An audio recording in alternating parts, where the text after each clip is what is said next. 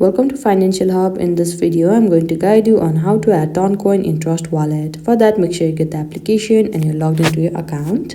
Before entering, you need to enter your passcode.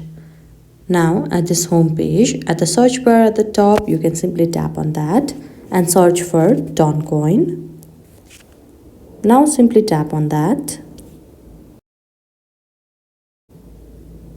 Now you'll be led to this kind of interface. Now all you can do is simply tap on buy Ton.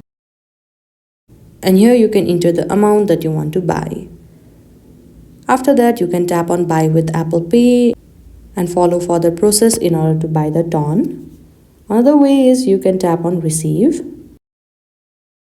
And here you will be led to this kind of interface where you can find the wallet address of Ton. Now you can simply QR this QR code.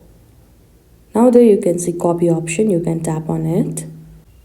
And after receiving the Toncoin, you will be able to add Toncoin in your Trust Wallet. I hope you found this video helpful. Don't forget to like this video and subscribe our channel Financial Hub. Thank you.